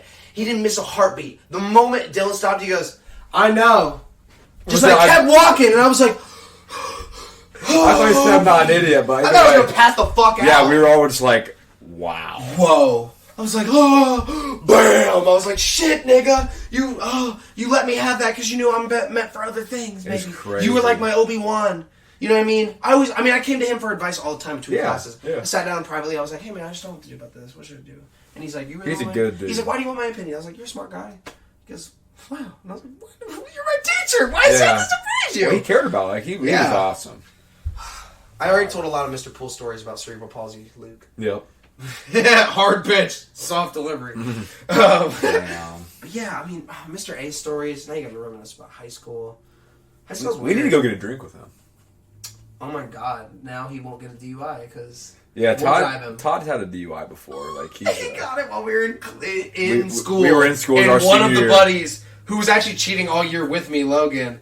His parents were both cops, and his dad picked him up that night and knew, and actually got him out early, like a little bit through just like quick paperwork, which is a nice thing, and because it's possible for anybody, but cops are slow. But if you know the guy, I guess you can try harder. Yeah. And fucking, sure enough, like we all found out, and like I just and like I somebody. think you'll never say anything. And here's why I bring this up, because you're about to laugh or piss out before we go to this next culture shock. Somebody at the time, he just changed his background on his MacBook, which we had seen every single day, to him holding his just freshly out of the womb born baby grandson, like, "In this will know all my calc knowledge." Like he was gonna sing to it. It's a beautiful photo. Yeah. Dude, next day, Logan sent me, I don't even know how he got that photo. He sent me a photo of the baby cropped out. It's just a huge liquor bottle. And I'm like, oh my I'll never forget that. That's, oh my gosh. A DUI. Yeah, that was wild. I can't believe it. He was wild. But yeah, we can get a drink with him now. Now we can, yeah. And I can just pitch on. Well, I was at a grad party this past summer for Adam Eiler. Yeah. And I saw him. I was talking to him. No shit. Yeah. And that'd be a good reason to go to grad parties. Yeah, I'd see seen teachers, him. maybe. And I was talking to him. And I was like, we'll have to go to the mule, because he always talked about the Red Mule. Yeah. And I was like, we'll have to go to the mule sometime. He goes, oh, I don't know if you're old enough for that. And I said, August. And no shit, he looks at me and goes, really? I was like, oh. And he goes, okay. Yeah, dude, I was like, we'll plan it. We'll plan it. Make a day of it. Yeah, but he turned to me so slow. Goes, he knew. He was like, yeah. oh, this is a different conversation. He was like, I can approach this differently. differently. He looked at me and goes, really? Yeah. The way your eyes did. See, you understand facial comedy and like eye comedy. Yeah. And that's what Sunny and Workaholics is. They do eye and face You will love it. I'm telling you, watch it. Dude, let's get to the next culture shock before I start ranting about Sunny. We'll come back. I don't know how long we'll talk, because I don't know how long I can keep my guests. Hopefully forever. Enjoy the next song, and if you don't like it, go fuck yourself and just skip through it, I guess. Piss off, mate. Yeah, piss off, mate. We'll be back in a jiffy. Yo, son, you gotta take me to go get the plugs, man. Yo, check it out. Yo, I got a new. You niggas don't even know, son. Yo, check the joint. Boom. Yo, I got a crazy idea how to do clogs now. Check it out. Boom. This how you freak 'em. Boom. You go get the cream joints, right? Boom. Now, all you die. It's this shit right here. Boom. And this, you know what I'm saying? Any color you want. But it'll be like blue and cream. You know what I'm saying? Shit like that. Niggas don't even know some word is born. I'm gonna rock niggas this summer. On the real. You know what I'm saying? Yo, son. I had crazy visions. Check it out. Boom. Just imagine if you buy, check it out. Just imagine you bought navy blue, right? A navy blue pair, right? Boom, but this shit, you know what I'm saying? But Doc, get this dark cream on top. Just imagine that color, like, but you got it different like a small cake, like, you know what I'm saying? Yeah. Check it, yo.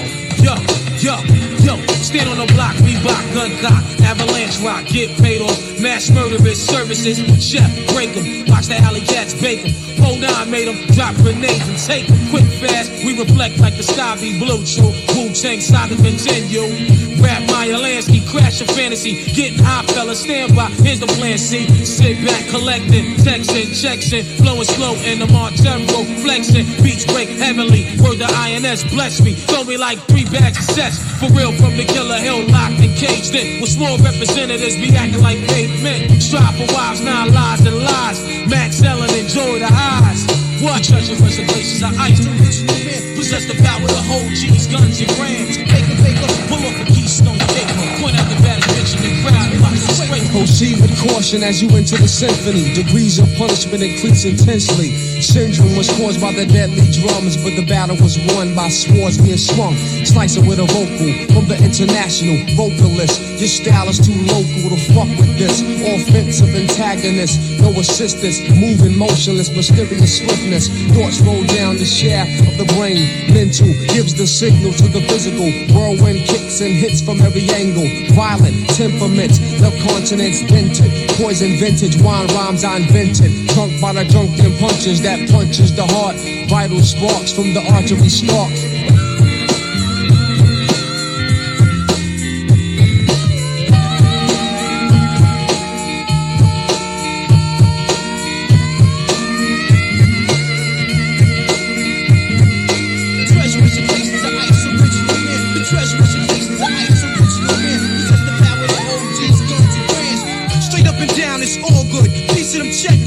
Chain snatching, gun flashing, niggas in the hoods bubbling good. Analyze thugs who be buying lion heads and cloth. To all my house bitches, start to be home soon. I'm on tour chill, catch you 96 in June. But until then, my 10-man team be safe. Shoot on the whips in 7 months, we can all get laced. Take a boat cruise, sip daiquiris and max swimming pools. Buy Jews, Wally shoes, blow stacks, relax kids. Black kids, got a craving for cribs until we get back and pack. Leave the back with your wish, but whatever. I gotta hit other sides of the earth, spread rulers, civilization's cursed. But luckily I'm born to be wild and all be out. Move crowds, collect 20 down and then be out. Heavy convoys, my crew keep pretty boys paranoid. Flow like a steroid, pet down then Ackroyd. My seeds, growing his seeds, marry his seeds. That's how we keep Wu-Tang money all up in the family.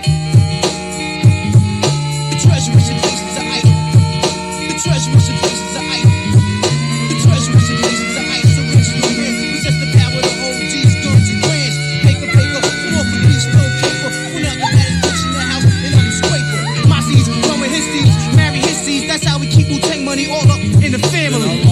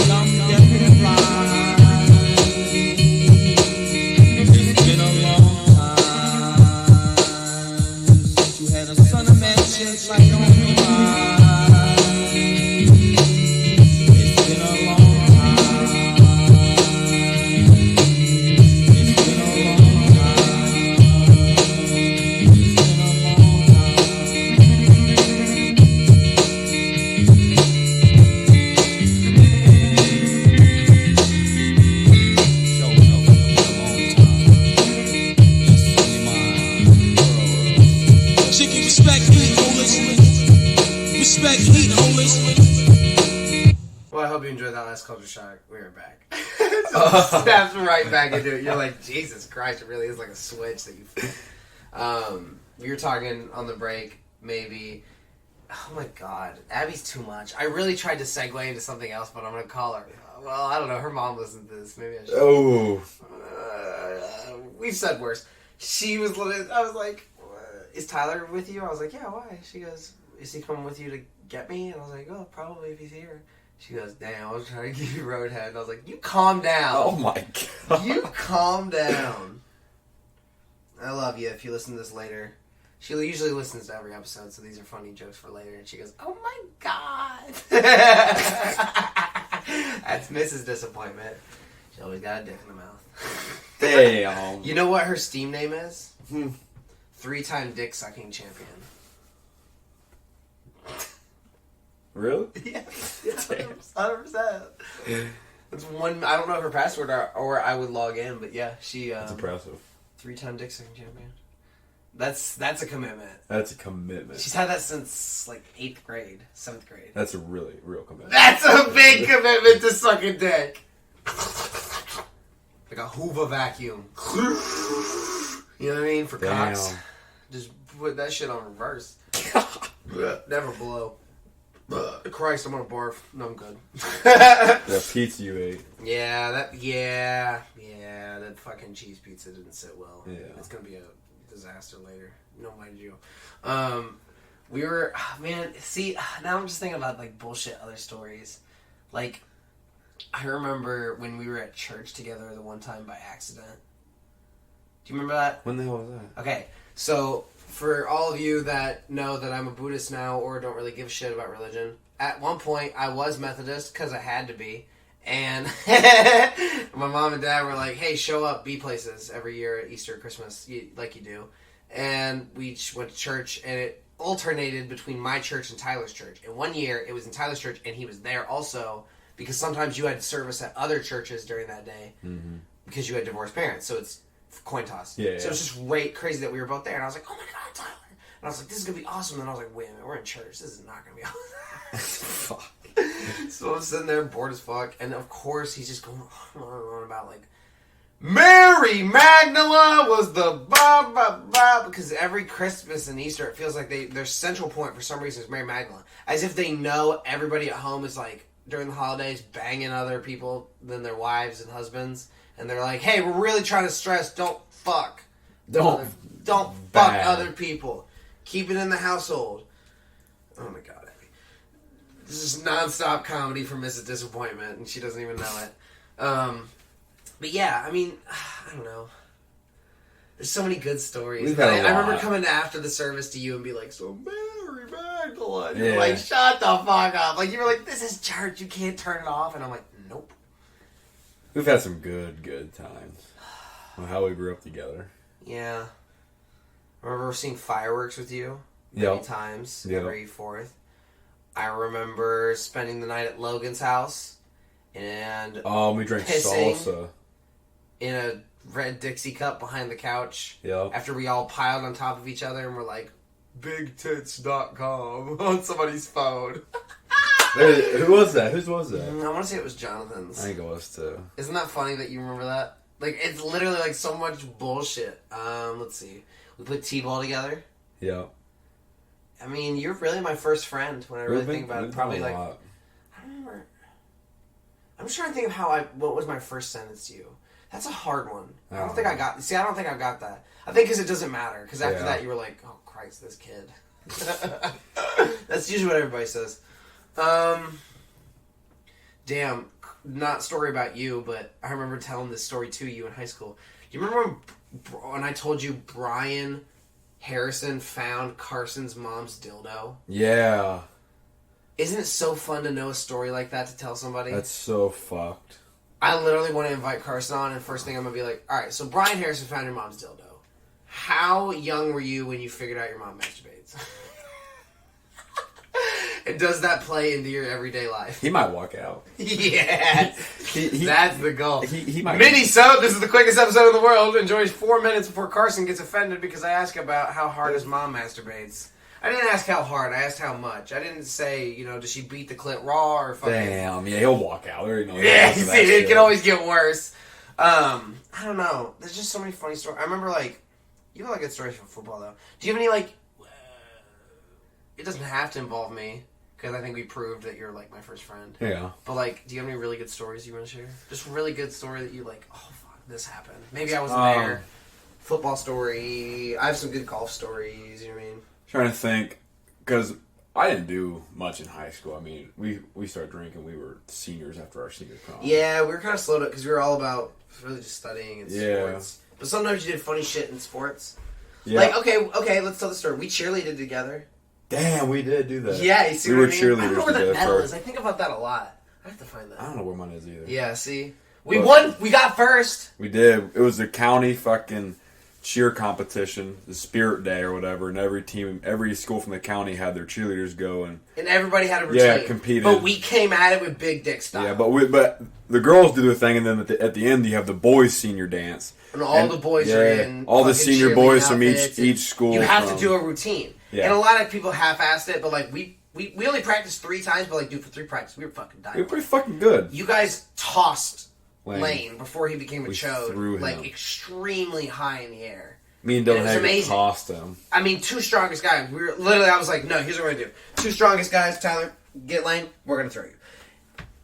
Woof! I mean, it was pretty good. Far throw. It was pretty good. The video's pretty legendary. And we did the whole routine. And we incorporated our principals secretly into it. And then everyone was like, oh. And that song. It was like a movie. I was literally like, I'll make this a movie scene. You know what I mean? This is an episode. It's Brian becomes a cheerleader. That was a fun. That was funny. But yeah, I got first place in the county. Fuck them. It was fun. I had a flag. I remember that. We were on the front of the newspaper.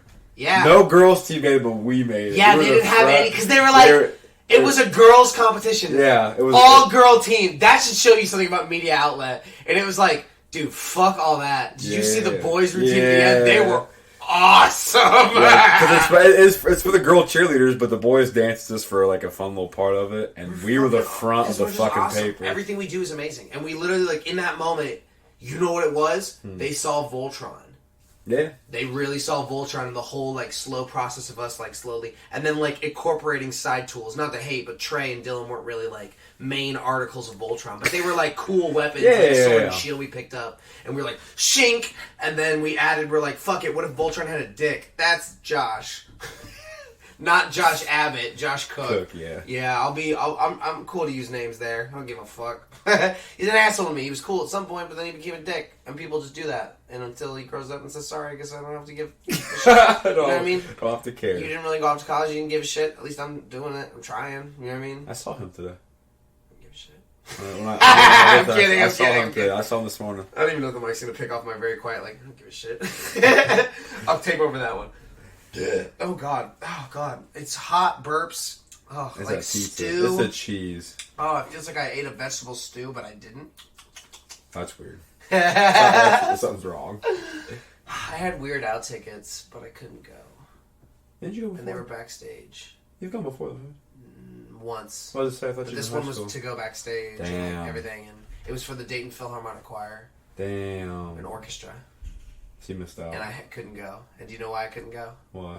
Because I had a flight to go meet Abby's parents in Florida and drive her truck back. And it was the signifying thing of our relationship that really showed her, like, hey, I'll go to Florida. I'll gotta stay with you, and we'll traverse back. And like, she lives with her dad and fucking, you know, but like that really was like, you know, I love you.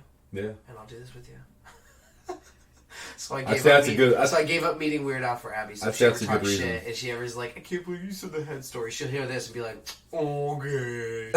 You're making up for it. She'll see every joke comes full circle. The true comedian can call back anything. No, she'll hear it later and be like, okay, get to blow your dick again. And back to the Hoover!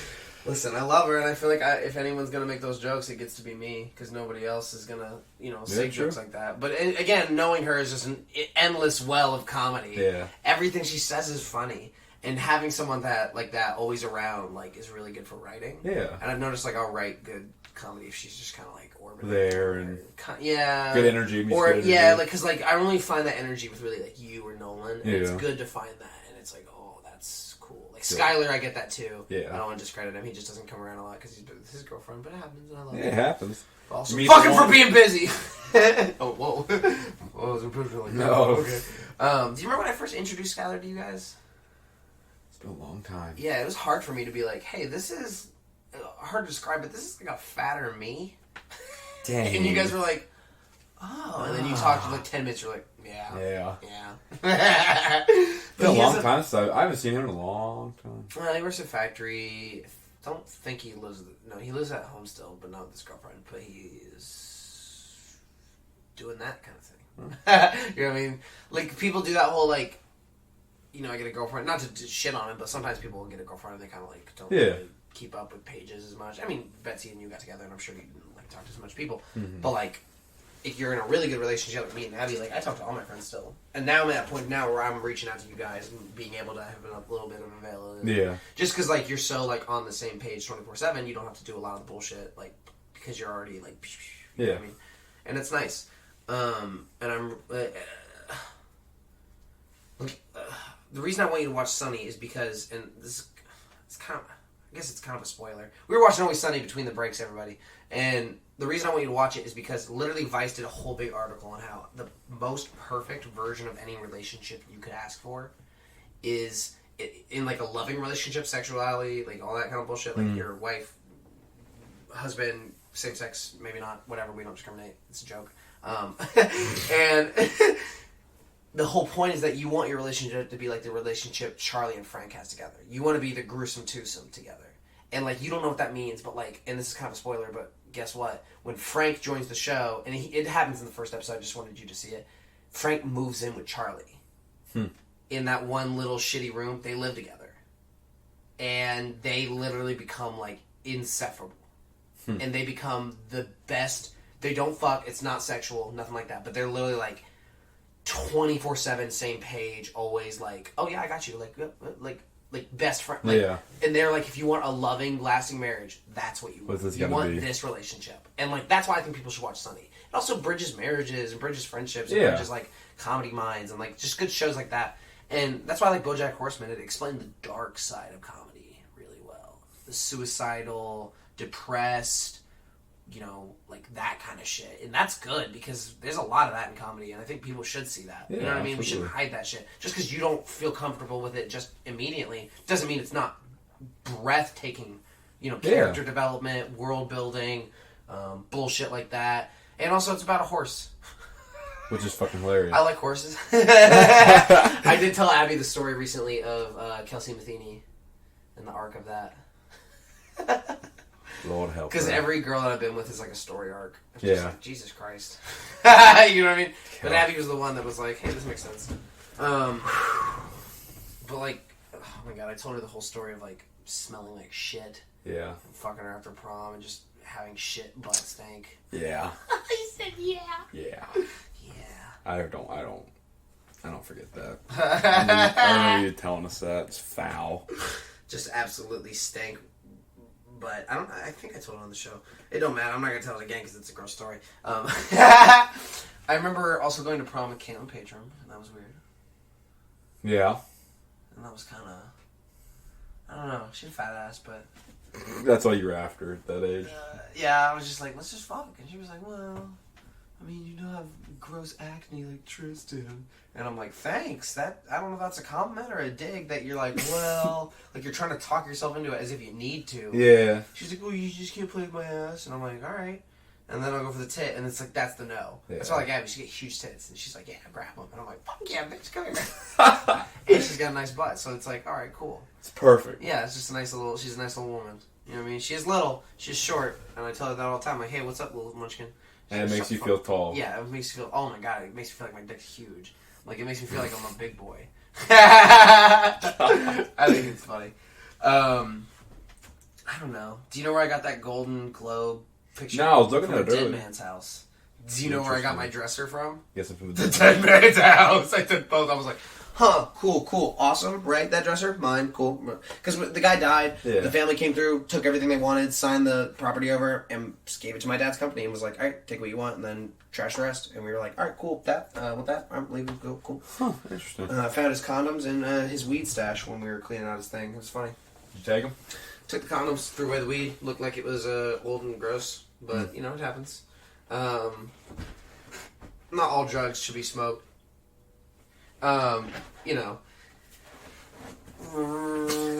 Restless beat of the wicked, I guess, or whatever the saying is. I guess I'll just blow my dick out. Abby was walking the other day, and some kid came up to her and was like, "I painted a rock," and she was like, "Yeah," because she really likes kids. And then we kept it because it looks like a stoner guy. Isn't that so funny? I thought I was wondering who did some this. autistic-looking kid gave that to Abby. She said he looked like he was a little slower, so the fact that he did that was even funnier to me. And I was like, yes. Yes, they are getting it. Yeah. They are understanding the alpha and the omega. Oh, shit. So, we were talking about tattoos on the break. I got my first one. I'm going to get some more soon. I got my yellow planned out. Don't know what my green is. I know what my green is. He's getting Randy Macho Man Savage on. Yeah, maybe the purple. I have yet to decide. And I say all this. What do you think? Do you think you'll ever get tattoos? I'm not opposed. I don't have any tattoos, but I'm not opposed to not having a tattoo. It's just gotta be perfect. Yeah, it's gotta be perfect. That's why I got my first one, because I was like, this was perfect. Like, I've looked. You've seen it, and you're like, that works for you. Yeah, it does. And, like, I've looked. You've really gotta, like, self-meditate. Yeah, what is the most important thing to me right now, and why do I want it where I want it? Exactly. And I literally was like, my love for Dee Dee, and showing people the relationship I have with my brothers. Yeah. And putting it in almost words on my back that people could just read so I don't have to repeat myself all the time. And then it is like a seal of protection, and it's a bunch of bullshit, and it's cool. It means a lot, and it should be cool, and it doesn't matter what other people say. And eventually I'll get a Wu-Tang. I let my dad talk me out of it for the first one, but at some point I'll get one. A Wu-Tang? Yeah, it's gonna be the yellow. It's gonna be the sword, and it's gonna be sweet. Awesome. With this boxing gloves, it's gonna be sick as fuck. If in your mind you had to pick a perfect tattoo right now, not that you're gonna get it in this sentence doesn't mean anything, but if you really had to like sit here and be like, you know what, if I really had to get something, I get this here, and here's why. Just as an answer for now. Yeah, I've seen some where it's like, I'd get something down my arm, like from the shoulder down to my elbow, like what most people do. Yep, I like sleeves. Like most people do. So you want something on your arm? Yeah, or like a cross. Like I've seen things that's got 3 crosses on it because I am religious. So you want a religious-based tattoo? Well, I would like to. I'm opposed to it. That's at least an idea, but I'd like something across my back maybe too, like up here. How my dad, you grew up with my dad. You know that he has the whole back piece Indian stuff. So you like that whole shoulder, shoulder work. Yeah, from shoulder to shoulder. I think so. Like a verse of something would be cool on my back. Scripture maybe. Maybe something that fits me. I think shoulders is a better fit for you instead of arms for that, only because you could save your arms for some other stuff. Yeah. And then your religious thing would feel kind of cool because while you would never really get to see it a lot, it would be cool in photos, and it's almost like you feel the weight of that scripture on your shoulders. Yeah. So maybe get chains with it. Because the dude who does my tattoos got Black and White Artist of the Year for Ohio and the United States for like 3-4 years in a row or some bullshit like that. And it's just a guy Dad knows. And he does exceptional skulls and chains. So, like, if you want something, especially in black and white, you should go there. It's East State Tattoos. It'd be short cool. plug, I guess, for him. Yeah. Well, it's funny. One of my dudes up in Findlay, I play football with him. He's got a sick tattoo. He's got his family crest on his chest, and he's got and it turns into a phoenix down his arm. Like goes into his shoulder and comes down as a phoenix. Dude, it's sick. That's pretty hard. It's sweet. That's pretty hard. That's my hero. That's the main hero of my hero. But a lot happens before he gets to that point. I'll just let you know right now. But I don't know. It's just a crazy show. And to think that like just mathematically the science behind so you go like this, you feel a gust. Yeah. Imagine how strong you would have to be to create a gust that would move anything, let alone cause wind currents. So the fact that All Might, the symbol of peace and justice, punches are so fucking strong, he literally like changes the weather. Wow. Like he'll punch, and then like it'll start to rain for like a second. Like that's weird to think about. Like no one's that strong, but he is, and it's the great show, and it's such a crazy show, and it's so much to think about. Like I don't know. I like to think that some animes give people abilities to keep going in life. Yeah. Like, sometimes I look down at my phone and I'm like, what would Midoriya do? He'd be like, he would just keep going. And you don't know, but, like, this kid never stops. This kid never quits. And you would be like, yeah, that makes sense. This kid is always fucking, I gotta keep going because Midoriya would. And even if it's a fictional character, you're like, yeah, I gotta keep going because just something you need, something because that helps. Midoriya would. Yeah, absolutely. And that makes sense. But, I don't know. Maybe I'm crazy. Maybe I'm just a white kid. No, I don't think so. Because we all cope with things differently. Well, it's not really coping, but it's funny. But it is funny you say that because this show has been attested to recent studies where a lot of people are getting through internal and past troubles and turmoil and hardships or whatever, maybe like divorce, birth defect, whatever, through this anime. Interesting. Because so many people are connecting to this very easy to connect to main character Midoriya, who comes from the most world's impossible background in the show and really relatable to a lot of people. And they use it as a horse almost to ride past their fucking problems because they're like, well, if Midoriya can do it, I can do it. And all of a sudden now they're just saying, just getting them to say that is like a lot of stuff worked past. Just starting to get better. Absolutely. I think we found our motivation. And I'm not trying to be that guy, but I don't think people are going to get that kind of epiphany from Family Guy. No. I don't think they're going to get that from American Dad. No. Maybe from SNL because it's a really killer joke, but I doubt it. You'll probably just laugh. Yeah. But anime, it teaches story as well as funny and is okay with sexuality and has like some very tasteful breasty photos. You never see bare nip, but you see some side cleave. Yeah. But that's just what it is because the anime culture is more attuned with their sexuality. You know, that's why you buy panties in vending machines because you just can. That's just a different vibe over there. You know what I mean? If I want to jerk off to Octus porn, I'm going to go over there. I may not. Well, that's your fantasy. Yeah, I'm literally going to bring that up, and Abby's going to be like, so you watch hentai too? And it's like, I already know you watch hentai, Abby. Stop. Stop. Stop. I already know. She goes, when do they get filled? I don't want to hear how they get filled. With what? Oh, you know what. No. Exactly. Well, listen, this has been the Disappointing Radio Show. I've had a great time. It's been fun, man. I'm glad we you should had end me. this and just hang out today, because that's really what I want to do. I just want to hang out before Abby gets here, and then we can actually hang out more. Okay. Jesus Christ, she said, I want you for dinner. It's spelled 4 with a 4. Christ, calm down. Listen, do you want to say anything before we go? Maybe be like, hey, Mom. Hey, Mom, but I just want to thank you for having me on, man. This is a lot of fun. It's been I fun. hope you come back. I hope you come back with maybe like Peyton. That'd be crazy. We'll do another episode. Well, it'd be fun if we had the Herd come back. I know. There's some issues with the Herd, and also like the Herd's kind of spread out. I know.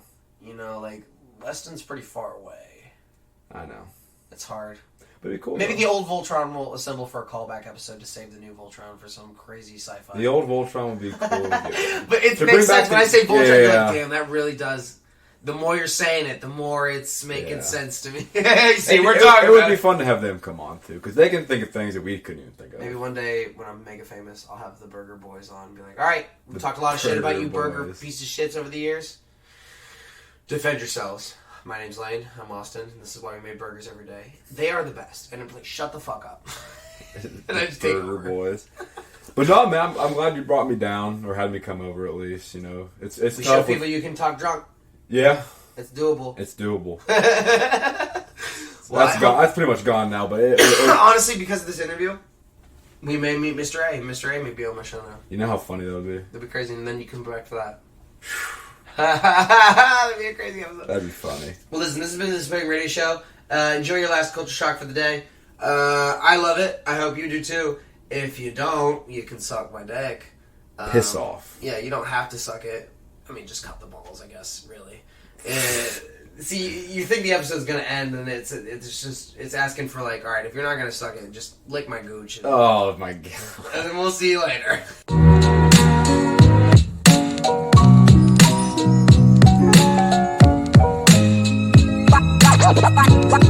Like a freshly cut diamond.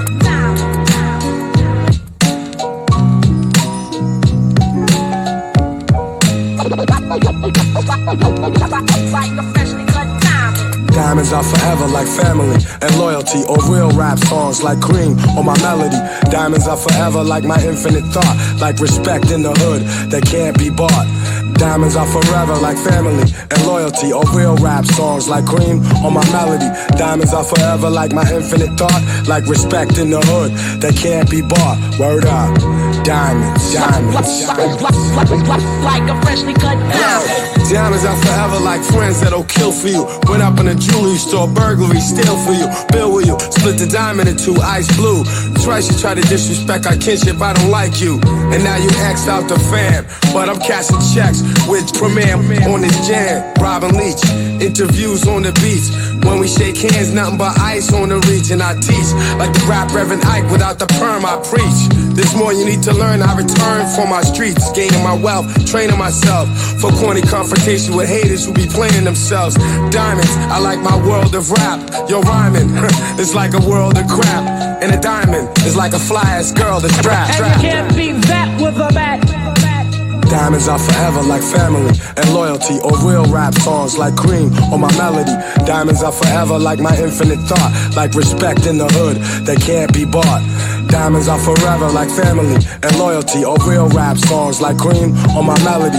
Diamonds are forever like my infinite thought, like respect in the hood that can't be bought. Word up, diamonds, diamonds, diamonds, diamonds, diamonds. Yeah, pick up the pen, write down the sins, cleanse, lay this shit down, play it for friends, make a few M's, then do it again. J. Cole, who'da thought you would've been? Rhyming with ghosts, guru flows forever like a diamond at most.